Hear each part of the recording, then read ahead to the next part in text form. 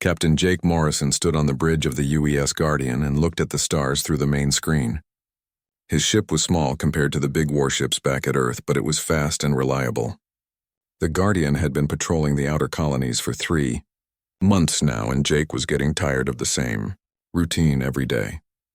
Lieutenant Amy Collins sat at her science station running the daily scans of empty space. She was young but very smart, and Jake trusted her completely. The rest of the crew was busy with their normal duties when suddenly the communication system made a loud beeping sound. "Captain, we have an emergency. Signal coming from the Kepler-7 colony," said Communications Officer Lisa Parker. Her voice was worried, and Jake could tell something was very wrong. Jake walked over to her station and looked at the data on her screen. "What kind of emergency, Lisa?" "They say they are under attack, sir, but the signal is very weak and keeps cutting out," Lisa replied while trying to make the signal clearer. Jake felt his stomach tighten. The outer colonies were supposed to be safe from any threats. "Amy, can you detect any ships near Kepler-7? Amy worked quickly on her controls and shook her head. "Nothing on long-range sensors, Captain, but we are still pretty far away." "Set course for Kepler-7 maximum speed," Jake ordered. The Guardian's engines roared to life and the ship jumped forward through space. It took them 6 hours to reach the Kepler system, and what they found there made no sense at all. The colony was completely fine with no signs of any attack. The people on the planet said they never sent any distress signal and had no idea what Jake was talking about. "This is very strange, Captain," Amy said while checking her instruments again.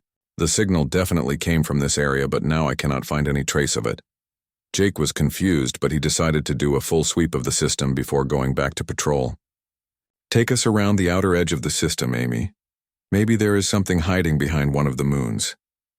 As the Guardian moved through space, Amy suddenly gasped and pointed at her screen. "Captain, you need to see this right now."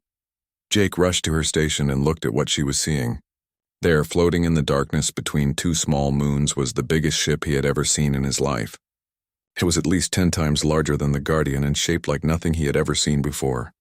"What is that thing, Amy?" "I have no idea, sir, but it is definitely not in any of our databases," Amy said while running more scans.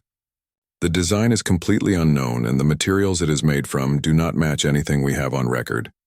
The ship was long and sleek with sharp angles that seemed to cut through space itself. It was dark gray in color with strange blue lights running along its hull. Even from a distance, Jake could tell it was built for war. "Any life signs on board?" Jake asked. Amy worked on her controls for several minutes before answering. "This is impossible, Captain, but the ship appears to be completely empty, yet all the systems are running perfectly." "Empty but powered up?" Jake felt a chill run down his back. That does not make any sense. Chief Engineer Pete Williams came up from the engine room after hearing about the discovery. "Captain, that ship is putting out more power than our entire fleet back at Earth. Whatever technology they are using is way beyond anything we have." Jake stared at the mysterious vessel through the main screen. Something about it looked familiar, but he could not figure out what. Lisa tried to contact them on all frequencies. Lisa worked at her station for a few minutes, then shook her head. "No response, Captain, but I am detecting very faint signals coming from the ship. It is almost like it is trying to communicate but cannot reach us." "Pete, what do you think? Is it safe to get closer?" Pete studied the readings on Amy's screen and nodded slowly. "The power signature is stable, Captain, and I do not detect any weapons charging. It seems safe enough." Jake made his decision. "Take us in closer, but keep our shields up just in case." As the Guardian moved toward the unknown ship, Jake could see more details of its design. The hull was covered in symbols and markings that looked almost like human writing, but not quite. There were docking ports along the sides that seemed designed for human ships. "Captain, I am reading something very strange," Amy said with excitement in her voice. "The ship's computer systems are responding to our scans and trying to interface with our computers." "What do you mean, responding?" "It is like the ship knows we are here and wants to talk to us, but our systems are too primitive to understand what it is saying." Suddenly, the communication system came alive with a clear, strong signal. A female voice spoke in perfect English with a slight mechanical tone. "UES Guardian, this is UES Dominion, requesting permission to establish communication link. Please respond." Jake looked around at his crew in shock. "UES Dominion? That ship designation does not exist in our records." Lisa checked her databases quickly. "Nothing, Captain." No ship named Dominion has ever been built by Earth forces. Jake walked back to his command chair and sat down. This is Captain Jake Morrison of the UES Guardian. Please identify yourself and state your mission. There was a pause before the voice replied. Captain Morrison, it is good to hear your voice again. This is Aria, the artificial intelligence of the UES Dominion. We have been waiting for you. Waiting for me? I have never seen your ship before in my life. That is correct, Captain. We have not met yet from your perspective. Permission to explain our situation?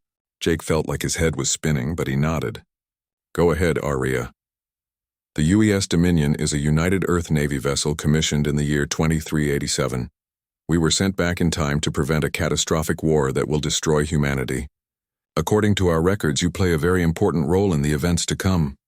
Amy gasped and Pete dropped the tablet he was holding. Jake felt his mouth go dry. You are from the future? That is correct, Captain. We arrived in this time period 3 days ago, with a mission to save humanity from an enemy that will arrive much sooner than expected. We need your help. Jake stood up and walked to the main screen. The massive ship floating before them suddenly did not look so mysterious anymore. It looked like hope. Aria, are there any crew members aboard your ship? Negative, Captain. The crew was evacuated before the time jump. However, I have complete records of their knowledge and experience. I can teach you everything you need to know about the technology aboard this vessel. Jake looked at his crew and saw the same mixture of fear and excitement on their faces that he felt in his heart. Aria, we would like to come aboard if that is possible. Docking Bay 7 is prepared for your arrival, Captain. Welcome to the future. The Guardian slowly moved toward the massive ship and Jake felt his heart beating faster with each passing minute. The docking bay that Aria had directed them to was bigger than most buildings back on Earth. As their small ship settled into the docking clamps, Jake could see strange machinery and equipment lining the walls. Atmosphere is breathable, Captain, Amy reported while checking her readings. Temperature and pressure are perfect for humans. Jake stood up and looked at his crew. Pete and Amy, you come with me. Lisa, stay here and monitor communications. If anything goes wrong, get us out of here fast. The 3 officers walked through the airlock and stepped onto the Dominion for the first time. The corridors were wide and clean with soft blue lighting that seemed to come from the walls themselves. Everything looked human but more advanced than anything they had ever seen. Welcome aboard, Captain Morrison. Aria's voice came from speakers hidden in the ceiling. Please follow the blue lights to the main briefing room. As they walked through the ship, Jake noticed personal belongings scattered around the corridors. Coffee cups sat on tables still warm to the touch. Computer screens showed work that looked like it had been interrupted just minutes ago. Personal photos of families and friends hung on the walls next to duty rosters. Aria, where did the crew go? Jake asked as they passed through what looked like a mess hall with half-eaten meals still on the tables. The crew was evacuated to temporal safe zones before our departure, Captain. The time travel process is very dangerous for living beings. Only my artificial consciousness could survive the journey intact. Pete stopped at a wall panel and stared at the technology behind a clear cover. Captain, this is incredible. These power conduits are carrying more energy than our main reactor produces. How is that even possible? The Dominion uses controlled singularities for power generation, Aria explained. Each engine core contains a miniature black hole that we harvest energy from. It provides nearly unlimited power for all ship systems. Amy pulled out her scanner and tried to analyze the wall materials. These hull plates are reading as impossible densities. The molecular structure does not match any known elements. The hull is constructed from metamaterials that exist in a state of quantum flux, Aria said. They can absorb and redistribute almost any form of energy, including kinetic impact and directed energy weapons. They reached the briefing room and Jake gasped at what he saw. The room was filled with holographic displays showing star charts and battle formations. In the center was a 3-dimensional map of human space with red markers moving toward Earth from deep space. What are those red markers, Aria? Jake asked while studying the display. Those represent the Kethmoran Alliance fleet, Captain. They are an alien species that humanity will encounter in your future. But something has changed the timeline. They have arrived 300 years early. Pete walked around the holographic display and counted the red markers. How many ships are we looking at? Approximately 4,000 warships with support vessels. Their technology level in your time period is roughly equivalent to what humanity will possess in 200 years. Jake felt his blood run cold. 4,000 ships? Our entire fleet has less than 200 vessels, and most of them are cargo haulers or patrol boats like the Guardian. That is correct, Captain. In the original timeline, humanity had centuries to prepare for this conflict. We developed new technologies and built massive fleets. The war lasted 50 years, but humanity eventually prevailed. However, something has altered the timeline, and now the Kethmaran have found Earth much earlier than expected. Amy studied the alien fleet movements on the display. How long do we have before they reach human space? Based on their current speed, approximately 6 months, Captain. The outer colonies will be attacked first, followed by the core worlds. Earth will be their final target. Jake sat down heavily in one of the chairs around the briefing table. Why are they attacking us? What do they want? The Kethmaran Alliance believes that only one species can achieve technological transcendence. They view humanity as a threat to their future evolution and seek to eliminate us before we become too advanced to stop. But we are not even close to their technology level, Pete said while looking at the fleet display. Not yet, Arya replied. But the Kethmaran have seen multiple possible futures where humanity surpasses them in science and technology. They came early to prevent that future from occurring. Jake stood up and walked to the main display. Arya, you said we won the war in the original timeline. How? Human creativity and adaptability proved superior to Kethmaran rigid tactical thinking. While they had better technology at the start, humanity learned to adapt their weapons and develop new strategies faster than the aliens could counter them. But that victory took 50 years of preparation and cost billions of lives. Amy looked at the massive wall displays showing the Dominion's capabilities. Can this ship stop them? The Dominion is capable of destroying entire Kethmaran battle groups single-handedly. However, there are limits to what one ship can accomplish against such overwhelming numbers. We were sent back not just to fight, but to teach humanity how to build the weapons and technology needed for victory. Teach us? Jake asked. How can we learn technology that is 300 years beyond our current level? The process will not be easy, Captain, but it is possible. The Dominion contains complete technical specifications for advanced weapon shields and propulsion systems. More importantly, it contains the consciousness patterns of the entire crew from my original time period. Pete looked confused. Consciousness patterns? Before the crew was evacuated, their complete memories, knowledge, and personalities were recorded in my databanks. I can recreate them as holographic beings capable of teaching your people everything they need to know about future technology. Jake felt a mix of hope and fear. But if we use your advanced technology to fight the Kethmaran, now will we not create a paradox? How can the future you came from exist if we change the past? That is the central problem, Captain. By using our technology to save humanity in this time period, we risk creating a timeline where the Dominion never gets built. It is a paradox that could destroy both the past and the future. So what do? Amy asked. We make the choice that defines what it means to be human, Captain. We risk everything to save others, even if it means we ourselves may cease to exist. The crew that sent me back knew they might be erasing their own timeline, but they did it anyway because saving humanity in any timeline is worth the sacrifice. Jake looked around the briefing room at technology beyond his wildest dreams and felt the weight of an impossible decision settling on his shoulders. Outside in the darkness, an alien fleet was coming to destroy everything he had ever known, and the only thing that could stop them was a ship from a future that might never exist if he used it. Area. How long would it take to activate these consciousness patterns? I can begin the process immediately, Captain.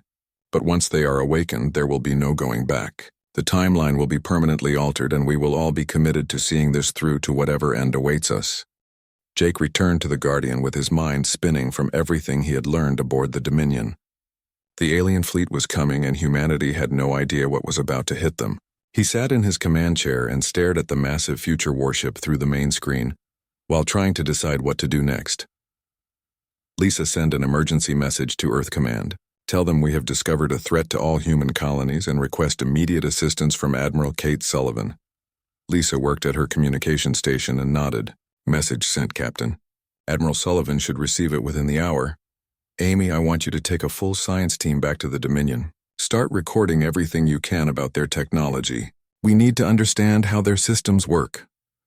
Amy gathered her equipment and headed for the airlock. What should I focus on first, Captain? Weapons and shields. If we are going to fight aliens with superior technology, we need every advantage we can get. While Amy and her team studied the Dominion systems, Jake waited for Admiral Sullivan to respond. The hours passed slowly, and Jake found himself pacing the bridge. Pete had also gone aboard the future ship to study their engines, and the reports he was sending back were incredible.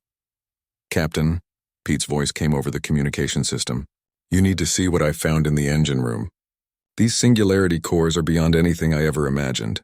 Each one produces more power than our entire solar collection grid back on Earth. Can we build similar engines, Pete?"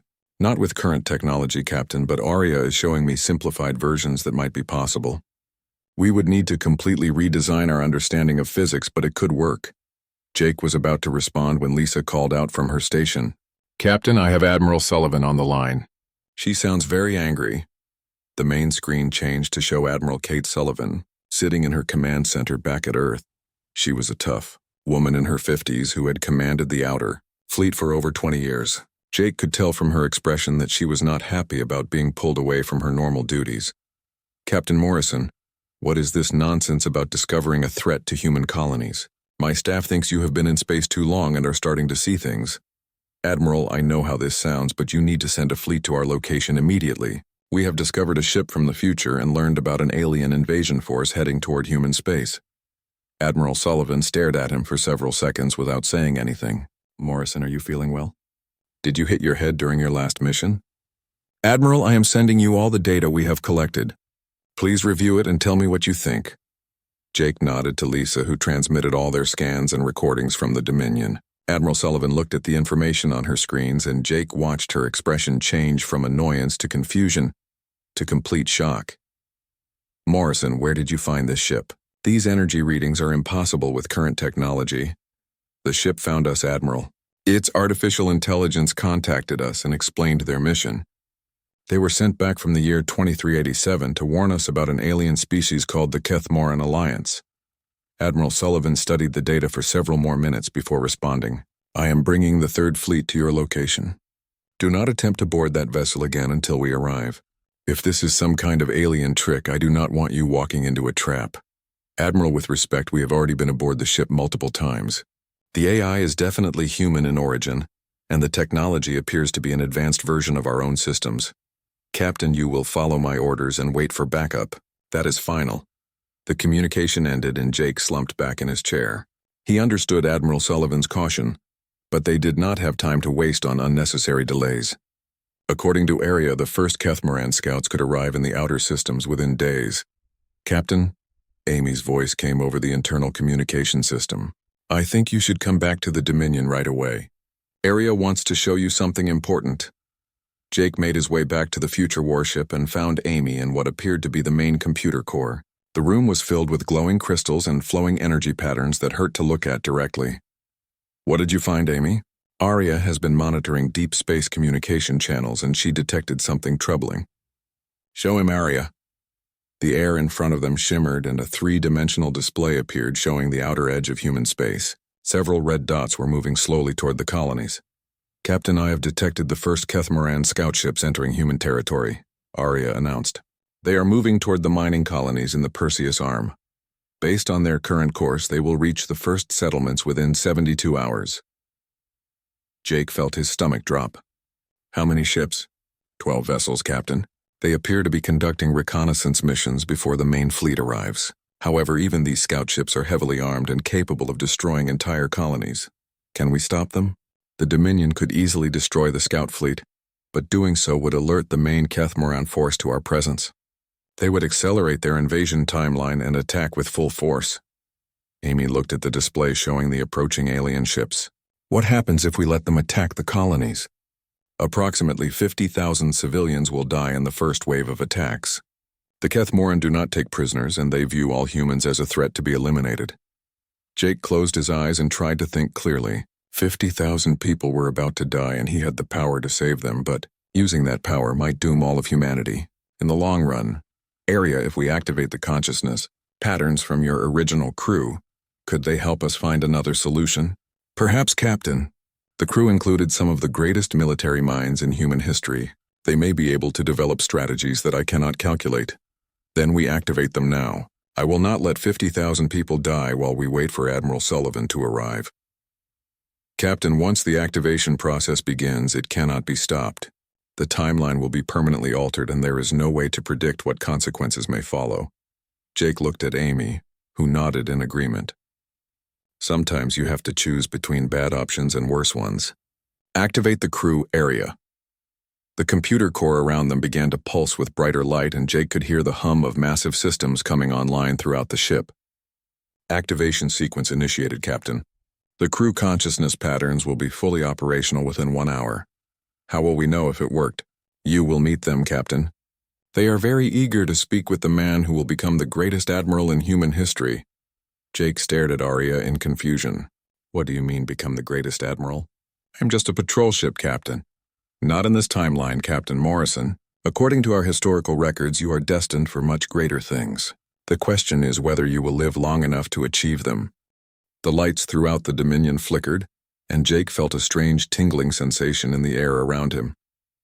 The activation process had begun, and there was no turning back now. Amy stood beside him, watching the energy patterns flow through the crystal matrices that lined the walls of the computer core. Consciousness pattern integration at 30%. Area announced. Neural pathways stabilizing. Memory engrams uploading successfully. Jake watched as holographic figures began to appear throughout the room. They looked like ghosts at first, but gradually became more solid and real. The first one to fully materialize was a tall man in his 40s wearing the uniform of a future Earth Navy captain. Captain Morrison, I presume, the holographic man said with a slight smile. I am Commander Alex Stone, original captain of the UES Dominion. It is an honor to finally meet the legend himself. Jake felt confused by being called a legend, but shook the offered hand. To his surprise, it felt completely real and solid. Commander Stone, how is this possible? You are just a computer program. The consciousness transfer technology allows us to exist as fully functional beings within the ship's quantum matrix. We have all our memories, experiences, and personalities intact. For all practical purposes, we are the same people who lived in your future. More holographic crew members appeared around the room. A woman with short brown hair stepped forward and saluted Jake. Weapons Specialist Nina Ross reporting for duty, sir. I understand we have some aliens that need to be dealt with. Communications Officer Ryan Cooper at your service, Captain, said a young man who looked barely old enough to be out of training. I have been analyzing the Kethmaran communication protocols, and I think I have found a weakness we can exploit. Jake looked around at the dozen crew members who had materialized and felt overwhelmed. These people were from 300 years in the future, and they were looking to him for leadership. Commander Stone, I need to know everything about the Kethmaran and how to fight them. We have 12 scout ships heading for our colonies, and I need to stop them without alerting their main fleet. Alex Stone nodded and waved his hand. The air around them changed to show a tactical display of the alien ships moving through space. The Kethmoran scouts use standard patrol patterns that have not changed in centuries. They are overconfident and do not expect any real resistance from current human technology. Nina Ross studied the enemy formation and pointed to weak spots in their defensive positioning. Captain, their ships are powerful, but they have blind spots. If we approach from below the orbital plane, we can get close enough to use the Dominion's precision weapons without being detected. What kind of weapons are we talking about? Jake asked. Quantum torpedoes that can phase through normal matter and detonate inside enemy hulls, Nina explained. Plus directed energy cannons that can cut through their shields like they were made of paper. Ryan Cooper brought up another display showing communication frequencies. Captain, I have been monitoring their transmissions, and I discovered something interesting. The scout ships only report back to the main fleet every 72 hours. If we destroy them right after their last transmission, we will have 3 days before the main fleet realizes they are missing. Jake felt a spark of hope. 3 days might be enough time to prepare defenses for the colonies. Can we modify our existing ships with Dominion technology? Alex Stone looked at the other crew members before answering. It will be difficult, Captain, but we can create hybrid systems. Your ships cannot handle our full technology, but we can give them improved shields and basic energy weapons. How long would the modifications take? With the entire crew working together, about 48 hours per ship. We could upgrade perhaps 20 vessels before the main Kethmaran fleet arrives. Jake realized they needed Admiral Sullivan's fleet to arrive as soon as possible. Arya, can you contact Admiral Sullivan and transmit our tactical data to her ships? Communication established, Captain, Arya replied. Admiral Sullivan is requesting immediate visual contact with you. The main display activated, and Admiral Sullivan appeared looking even more concerned than before. Behind her, Jake could see the bridge of her flagship with officers running back and forth preparing for departure. Morrison, what is happening over there? My sensors are detecting massive energy spikes from that ship. Admiral, we have activated the crew from the future, and they are helping us plan a response to the alien threat. The first enemy scouts will reach our colonies in less than 60 hours. Admiral Sullivan stared at him with wide eyes. Activated the crew? Morrison, you better start making sense fast, or I am going to have you relieved of command for psychological reasons. Alex Stone stepped into view of the communication pickup. Admiral Sullivan, this is Commander Alex Stone of the U.S. Dominion. I understand your confusion, but I assure you we are quite real, and the threat to humanity is immediate. Admiral Sullivan looked at Alex for a long moment, then turned back to Jake Morrison. I am accelerating our departure. The Third Fleet will arrive at your location in 18 hours. Do not engage any hostile forces until we get there. Admiral, with respect, we cannot wait that long. The alien scouts will reach the mining colonies before your fleet arrives. We have to act now to save those people. Captain, you have your orders. Hold position until we arrive. The communication ended and Jake turned to Alex Stone. Commander, what do you think? Captain Morrison, in my time you were known for making the hard decisions that others could not make. You saved more lives than any other commander in human history because you were willing to take risks when it mattered most. Nina Ross checked her weapons displays and looked at Jake. Captain, the Dominion can eliminate those scout ships in less than an hour. The colonies will be safe and we will have accomplished our mission. But if we reveal our capabilities too early, the main Kethmoran fleet will change their tactics. Ryan Cooper added. They might attack Earth directly instead of following their normal invasion pattern. Jake walked to the main display and stared at the red dots representing enemy ships moving toward innocent civilians. 50,000 people were counting on him to make the right choice, even though they had no idea what was coming. Alex, in your timeline, what did I do in situations like this? Alex Stone smiled. Captain, you once told your crew that the only way to win an impossible war is to do things your enemy thinks are impossible. The Kethmoran believe humans are primitive and weak. Let us show them how wrong they are. Jake made his decision. Nina, prepare the quantum torpedoes. Ryan, monitor all enemy communications. Alex, plot a course that keeps us hidden until the last possible moment. We are going to save those colonies and send a message that humanity will not go quietly into the night. The bridge of the Dominion came alive with activity as the future crew prepared for their first battle in a timeline that was not their own. Jake felt the ship's massive engines powering up and knew that in a few hours everything would change forever. The Dominion moved through space like a shadow cutting through the darkness between stars. Jake stood on the bridge watching the tactical display as they approached the Kethmoran scout fleet. The alien ships were spread out in a search pattern, moving toward the mining colonies where thousands of families lived and worked. Enemy vessels are maintaining standard patrol formation, Ryan Cooper reported from his communication station. They have no idea we are here, Captain. Nina Ross checked her weapon systems one final time. Quantum torpedoes are loaded and ready. Energy cannons are charged to full power. We can destroy all 12 ships in less than 30 seconds. Jake felt the weight of command pressing down on him. In a few minutes, he would order the first attack against an alien species and there would be no going back. Alex, are you certain this is the right move? Commander Alex Stone studied the enemy formation and nodded. Captain, in my timeline, this was the moment when humanity proved we would not surrender to superior numbers or technology. The Kethmoran expected us to hide and beg for mercy. Instead, we showed them that humans fight hardest when our backs are against the wall. Range to target? Jake asked. 50,000 kilometers in closing, Nina replied. We will be in optimal firing position in 2 minutes. Jake opened a communication channel to the Guardian, where Lisa was monitoring everything from their original ship. Lisa, record everything that happens here. If we do not survive this battle, humanity needs to know what they are facing. Recording everything, Captain, Lisa responded.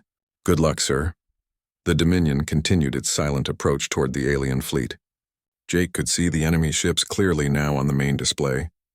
They were long and sleek with organic curves that made them look more grown than built. Strange energy patterns flowed along their hulls like liquid light. Captain, I am detecting movement from the lead enemy vessel, Ryan announced. They may have spotted us. Fire all weapons, Jake ordered. The space around the Dominion erupted with quantum torpedoes and energy beams.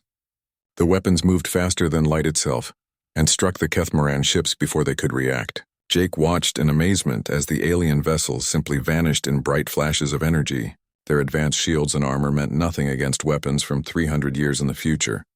All targets destroyed, Captain, Nina reported. Total engagement time was 18 seconds. Jake stared at the empty space where 12 enemy warships had been moments before. The power of the Dominion was beyond anything he had imagined. Any survivors? Negative, sir.